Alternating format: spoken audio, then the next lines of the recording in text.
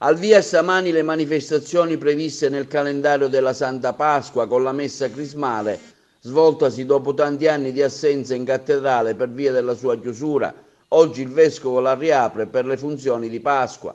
Tanta la gente che ha seguito l'evento in chiesa, anche presso i nostri canali televisivi e social, grazie alla diretta effettuata da TVA dalle ore 9:30 in poi.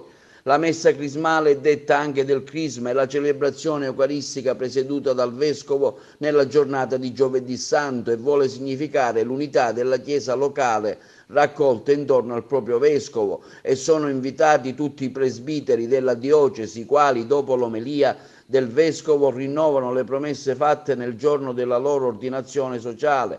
Durante la messa il Vescovo consacra gli oli santi, il Crisma, l'olio che consacra i sacerdoti, il re e i martiri, l'olio dei catecumeni e degli infermi che si useranno durante tutto l'anno liturgico per celebrare i sacramenti e viene usato in particolare nel battesimo e nella cresima.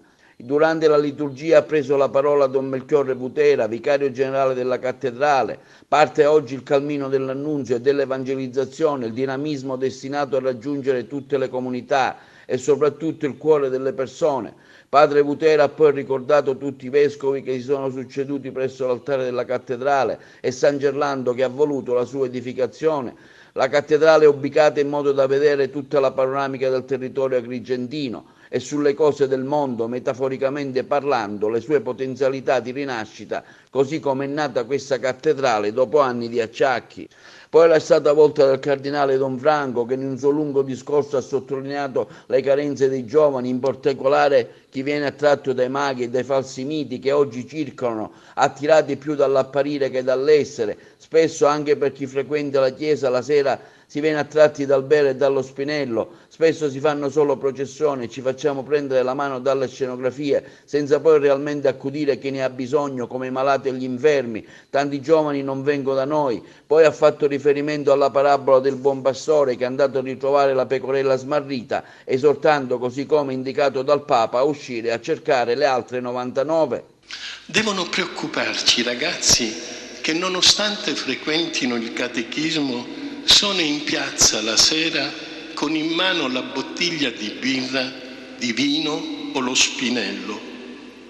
O i giovani senza futuro che si affidano ai falsi profeti di moda, o le famiglie ferite dalle sofferenze, dalle malattie, dalla mancanza di lavoro e da amori spezzati, o gli anziani violentati dall'età e dalla solitudine. Attrezziamoci di audacia, inseguiamo i sogni. Ridaremo più vitalità alla nostra Chiesa se inseguiremo davvero il sogno di una scelta missionaria e profetica, capace cioè di interpretare il progetto di Dio e assumere il cammino dell'uomo. Il sogno è una dimensione essenziale della pastorale. C'è chi ha detto: è inutile costruire la barca se prima non si sente la nostalgia del mare. Crediamo nel pazzo progetto di Gesù. Preghiamo perché la Chiesa agrigentina sia abitata dall'amore che sconvolge e inquieta, anzi che ne possa diventare la sua carta d'identità.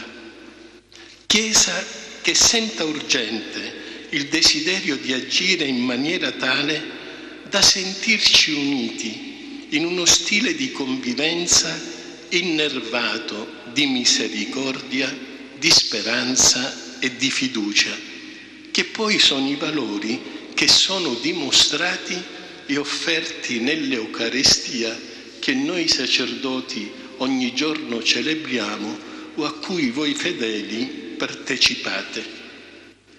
Questo desiderio o questo sogno lo affido a tutti, ma soprattutto a voi presbiteri. Il Signore chiede a voi, a noi in modo particolare, di continuare la sua storia. Sentiamoci dentro tale storia d'amore. Ognuno di noi è un anello di questa storia. Non farlo e non capire cosa sia la Chiesa